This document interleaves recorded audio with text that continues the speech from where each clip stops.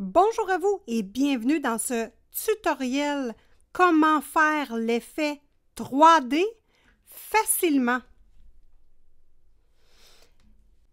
Eh bien oui, dans ce tutoriel, nous allons travailler dans le Fragile World. Pour le travail, j'utilise actuellement les Derwent Artist et je vais choisir d'autres crayons pour compléter l'effet 3D. L'image de base est celle-ci, donc on va regarder ensemble où j'en suis rendue parce que l'illustration est trop magnifique. J'adore les petits hiboux et voilà mes petits coquins. Regardez-moi ça, comment ils sont jolis. Donc là, j'ai commencé à faire ici en haut un effet pierre. Donc là, on va regarder ensemble comment donner l'effet 3D au coloriage. Donc, pour y arriver, je vais commencer par fermer mes rideaux pour enlever l'ombre et la lumière. Mais on va utiliser ce petit effet ombre et lumière parce que l'effet 3D, en fait, c'est juste ça. C'est d'utiliser l'ombre que nous avons dans les coloriages et de les prononcer au maximum. C'est ma façon de faire l'effet 3D. Si vous êtes intéressé à voir comment faire, évidemment, je vous dis abonnez-vous, mettez-moi un petit pouce, assurez-vous d'avoir vos notifications, la petite cloche d'être activée et on débute ça tout de suite. Donc ici, j'ai travaillé avec des petits gris, dont un gris français un peu chaud, pour aller rechercher la couleur des hiboux. Comme vous voyez, les yeux ne sont pas coloriés. Les yeux des hiboux, je voulais vraiment attendre à la fin pour ajuster mes yeux. Moi, j'aime beaucoup avoir des effets harmonieux. Donc, ce que nous devons faire ici, c'est de creuser les effets de pierre. Donc, on va en faire un ensemble ici. Donc, la petite partie juste ici. Donc, pour creuser, n'ayez pas peur. Moi, je prends le Prismacolor premier noir, le PC 935, toujours à avoir sous la main pour Simone, et le blanc, donc le PC 938. Voilà. Donc, n'ayez pas peur des couleurs foncées. Donc, beaucoup de débutants ont peur de mettre des couleurs foncées et d'ailleurs, moi aussi, j'ai eu beaucoup de difficultés à passer cette étape-là parce que les couleurs foncées vont vraiment venir faire ressortir vos belles couleurs pâles. Donc, évidemment, votre coloriage ne sera pas gâché parce que vous utilisez des couleurs très, très sombres. Tout dépendamment comment vous les utilisez, les couleurs sombres. Est-ce qu'on en met beaucoup? Est-ce qu'on n'en met pas beaucoup? C'est ce qu'on va voir ensemble. Moi, pour ma part, vous savez que j'aime le dark, le creepy, donc aucun souci à mettre beaucoup de noir. Mais par contre, ce n'est pas au goût de tout le monde et c'est à vous de trouver votre propre recette de goût. Donc là, tout de suite, je n'ai fait que mettre quelques traits noirs comme vous avez vu. Tout de suite, l'effet est instantané. On sent qu'ici, c'est un creux. Donc, ça vient vraiment creuser. On vient de créer un effet 3D. Donc là, ce qu'il faut faire, c'est vraiment répercuter cet effet-là un peu partout dans la pierre pour que ce soit très évident. Autre chose importante à savoir, protéger vos zones blanches dans le coloriage. Donc ici, j'ai une zone blanche. Donc on prend le bout de son... en fait, on prend la mine de son crayon blanc. Là, je nettoie la mine, juste pour être certaine qu'il n'y ait pas de couleur au bout de la mine. Et ici, je vais venir appliquer du blanc. Donc là, vous voyez que c'est facile parce que la zone est déjà blanche. Si par contre, je veux venir pâlir la zone ici, ça ne viendra jamais aussi pâle qu'ici parce que j'ai de la couleur. Donc, si vous avez oublié de vous garder la zone pâle, prenez votre efface et effacez tout simplement. Donc, on va passer juste ici en mode super rapproché. Donc, attention, je ne suis pas une professionnelle de la caméra et du montage, donc je vais vraiment faire mon possible pour éliminer mes doigts, mes grosses pattes, pour qu'on puisse bien voir ce que j'explique en gros plan. Je trouve ça important pour bien apprendre. Donc ici, on va voir si je mets mon blanc. Vous voyez que ça ne devient jamais aussi blanc qu'une partie comme ici qui est vierge. Donc, à faire attention de bien protéger ces zones de blanc.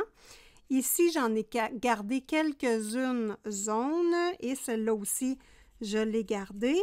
Bon, si vous voulez avoir des zones vraiment franches et blanches, la peinture acrylique va vraiment vous aider.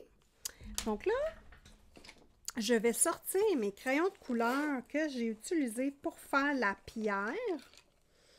Donc, 3 gris de mes Derwent Artist. On va regarder ça ensemble tout de suite. Vous avez le Gunmetal, ici. On a le Storm Grey, ici. Et on a le French Grey, qui est plus un gris chaud. Donc, super intéressant, gris chaud, parce que nous travaillons ici avec du beige. Donc, c'est intéressant d'avoir un gris chaud ici pour pallier. Donc, on continue notre petit bout et vous allez voir, c'est pas compliqué. Je prends mon gris le plus foncé et je viens simplement blender, donc étirer mon noir pour créer dans le fond, pour le blender et créer un petit dégradé. Donc voilà, vous voyez que les Derwent Artist, hein, c'est pas facile d'appliquer de la couleur avec ces coquins-là. Ici, on voit les traces de l'illustrateur. Donc moi, ça me dit que ici, je veux voir un trou, donc un creux foncé. Alors, je viens faire mon noir ici. Et là, je relâche la pression beaucoup, beaucoup, beaucoup pour appliquer juste une petite couche de Prismacolor noir. Donc, en ce moment-là, je vais avoir du pigment sur le papier et je vais pouvoir l'étirer avec mon Derwent Artist. On y va et vous allez voir que ça va faire une très belle couleur. Dans le fond, les Derwent Artist, je les utilise essentiellement comme pour blender. Hein. Vous voyez que ça l'écrase le noir du Prisma. Et ça l'étire la couleur, donc c'est tout à fait sublime. Donc voilà, juste ici, on voit tout de suite que nous avons creusé des zones d'ombre et que le pâle se détache.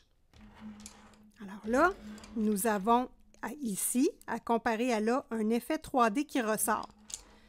Une petite vidéo, hein, je vous fais une bébé vidéo. On voit ici le superbe hibou. On va faire ce travail-là sur chacun des hiboux dans le coloriage. N'oubliez pas que je vous mets sur Amazon et AliExpress le lien de ce livre qui est le Fragile World. Si des fois vous voulez aller voir ce livre-là, je vais vous mettre également le lien des crayons de couleur Derwent Artist. Ce n'est pas des crayons faciles, je ne les conseille pas du tout aux débutants. Donc voilà, on passe tout de suite à notre petit hibou. Comme je vous dis, n'ayez pas peur d'utiliser des couleurs foncées. Donc moi, je dirais que c'est vraiment le bout qui est le plus difficile pour les débutants. C'est de travailler les ombres de façon prononcée et d'ajouter de la lumière. Donc, c'est vraiment 2 bouts qui sont importants à comprendre et à travailler. Kerby Rosanne. Kerby Rosanne, c'est facile parce que cet illustrateur-là met toujours des traits où on doit mettre de l'ombre. Donc, c'est facile. Où il n'y a pas de traits, on met de la lumière ou on met notre couleur plus pâle tout simplement. Donc là, j'espère que vous appréciez le plan de caméra. Je ne suis pas encore habituée ni installée avec ma nouvelle façon de tourner mes vidéos, mais ça va bien. On s'améliore un petit peu à chacune de vidéos, comme dans les coloriages, hein, évidemment. Comme partout aussi dans la vie, hein, on s'améliore toujours plus qu'on pratique. Donc ici, je fais vraiment le tour du hibou. Ici, le trait, là, je le creuse beaucoup, beaucoup, beaucoup. Donc, je le mets très, très foncé. Je relâche la pression et je diminue mon intensité de couleur ici pour créer essentiellement un trou. Et le trou, c'est vraiment la partie extrêmement sombre. C'est ce que je veux voir refléter dans le coloriage. Ici, c'est... Qu'est-ce que je pourrais bien faire? Je vais y aller doucement sur la couleur. Donc, j'appuie pas trop pour me décider où je mets le trou. Ça, c'est nous qui choisissons, hein? C'est notre illustration, mais moi, je vais en mettre un ici. Donc là, j'appuie très foncé. Et ici. Donc, vous voyez apparaître les craques. Et voilà. Et là, tout de suite, là, juste avec ce travail-là, hein, ça a pris quelques secondes. On voit que ce hibou-là commence à être détaché du fond. On sent qu'il est vraiment à l'avant des pierres. Donc, c'est pas plus compliqué que ça, les amis. N'oubliez pas que les ombres, la lumière, elle est en haut. L'ombre, elle est en dessous. Quand il y a un chevauchement d'objets, comme vous voyez mes doigts, ici il y a de la lumière et ici il y a de l'ombre. Il y a toujours de l'ombre en dessous des objets. Donc ici on a des feuilles, en dessous il y a de l'ombre parce que la feuille fait de l'ombre. Et ce n'est pas nécessairement mis ici par l'illustrateur, mais nous on peut très bien le rajouter pour donner un effet 3D facilement. Donc, je fais le tour de la tête complètement. Donc, pour se pratiquer à mettre du trait foncé, on peut y aller en dégradé et commencer avec un noir qu'on n'appuie pas trop fort et plus ça va, bien plus on appuie et plus on met notre ombre importante. Le but, ce n'est pas que toute la craque soit très noire. Il faut voir un dégradé de couleur, selon moi, pour vraiment bien sentir que le trou, c'est pas juste un trou, mais qu'on voit un peu de lumière ici. Donc, on a une variation de ton dans nos couleurs. Donc, ça, c'est super intéressant. Je complète la partie ici. Et là, je vais venir ajuster avec mon gris par la suite. Là, j'ai le goût de voir ça tout noir ici. Vous pouvez également faire une partie en foncé. Vous reculez et analysez votre coloriage pour voir si c'est à votre goût. Ensuite, on poursuit, on continue à foncer nos ombres. On se recule, on observe et on y va comme ça à tatouillon.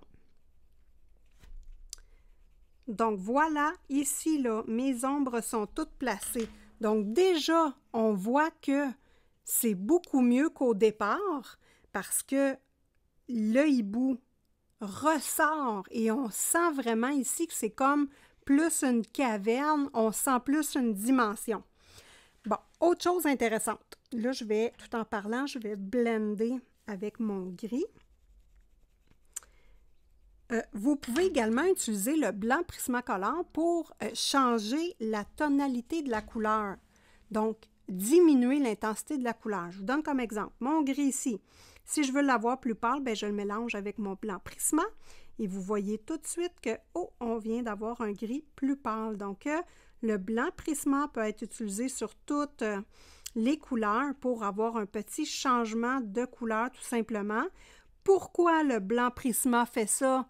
C'est pas parce qu'il est magique, c'est parce que c'est un crayon à la cire qui dépose un dépôt de cire sur le papier et qui vient mixer avec la couleur de base et créer une nouvelle couleur plus pâle. Donc, voilà pour mon blanc Prisma. C'est pour ça que je l'aime tant. Donc, ici, je viens mettre, hop, mon gris. On peut utiliser la même stratégie dans le hibou. Donc, on va utiliser la stratégie dans le hibou ici. On va creuser son visage et on va voir comment faire les yeux et le nez. Bien, dans le fond, la tête, finalement, hein, on va résumer ça. Comment faire la tête vraiment plus naturelle et en 3D. Donc là, je dois me choisir un crayon noir fin pour venir travailler dans les petites craques. Bien, pas noir, mais brun, tiens. J'ai besoin de crayons bruns à mine assez ferme qui sont capables d'être aiguisés plus étroitement comme ceux-ci pour être capable de faire des petits détails. Donc, j'ai choisi les Polycolor Koh-i-Noor. Donc, ceux-ci. N'importe quel crayon, hein. Moi, je vous montre ça, mais je vous parle même pas des couleurs. C'est pas important. Ce que je veux vous montrer, c'est l'effet d'ombre à creuser qui est importante. Autre chose que j'aimerais voir dans l'illustration, c'est un petit peu plus de couleur chocolat. Donc, réchauffer un peu les couleurs. Donc là, je vais commencer avec lui ici. Et là, dans les creux où l'ombre est le plus foncé, je viens mettre du brun et vous allez voir tout de suite la différence. Ici. Hop. Moi, j'aime le noir, donc je vais rajouter du noir. Je n'ai pas peur de mettre du noir. Je vais en mettre ici, juste sur la tranche, carrément entre la lumière et l'ombre. Hop, ici. Et juste ici. Donc, pour vraiment bien délimiter, moi, j'adore creuser les ombres, donc j'y vais gaiement. Ici, en dessous de l'œil seulement. Hop, et voilà. Là, ici, j'ai une espèce de petit cannelle. Donc, ça va me donner un petit réchauffement, pourquoi pas sur le dessus du nez. Là, ça a de l'air bizarre un petit peu le nez parce que j'en ai pas mis ailleurs. Mais c'est un départ, les amis, c'est un départ. Donc, là, j'essuie la mine pour ne pas avoir de noir. En dessous de l'œil, je viens creuser les ombres. Donc, les ombres, il faut qu'il y en ait autour de l'œil pour venir bien le renfoncer dans la tête. Et vous allez sentir la différence entre les deux quand le travail est fait et quand le travail n'est pas fait. Donc ici, nous sommes avec une mine dure. Polychromos va faire... Faber-Castell Polychromos va faire le même travail. Crayon à l'huile va faire le même travail. Donc ici, on évite la cire. On veut faire du couche sur couche. Donc, le travail est débuté. Je prends un brun plus foncé pour bien venir creuser autour de l'œil.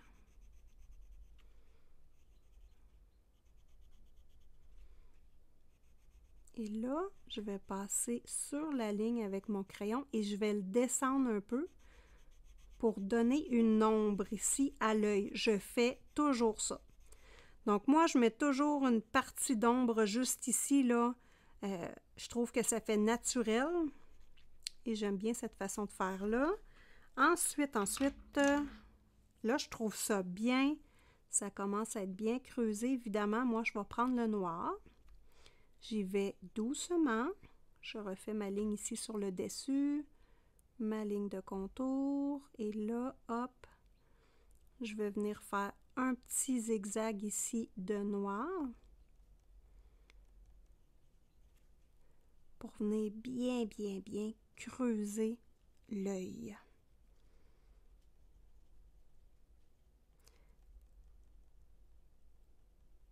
Là, je vais prendre mon Je vais prendre mon cannelle, tiens.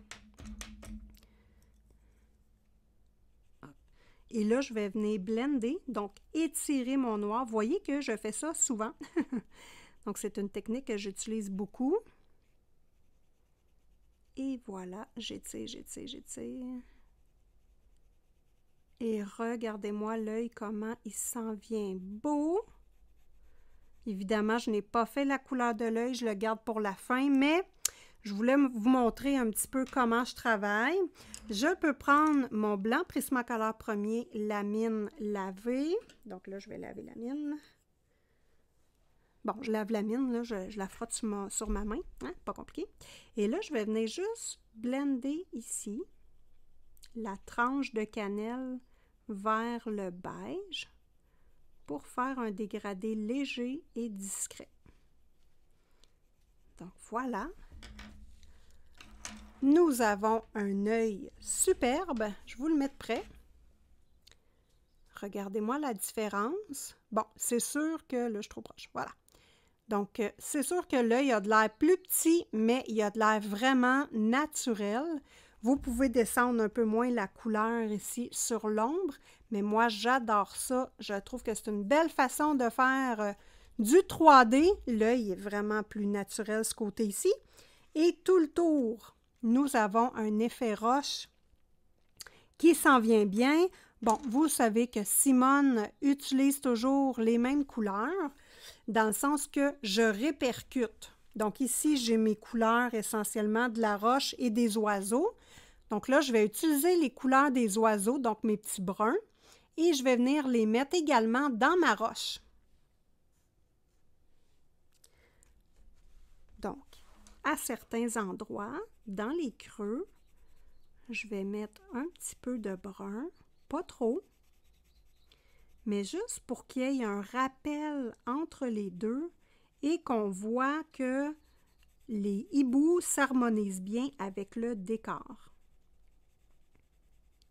Donc évidemment, je ne cherche pas à faire un coloriage naturel pour ma part ici. Je ne cherche pas non plus à refaire les couleurs exactement pareilles. Moi, je suis toujours dans le fantaisiste. Donc là, je vais prendre un brun un peu moins cannelle. Et je vais venir travailler mes couleurs ensemble. Donc, essentiellement, hein, un petit tutoriel de 30 minutes, très rapido presto. Donc, je vous donne la permission de vous abonner et de me mettre un petit pouce hein, si vous appréciez ce type de vidéo. Donc, sur ce magnifique coloriage de Kerby-Rosanne, je vous dis à une prochaine vidéo. Bon colo à tous! Et portez-vous bien!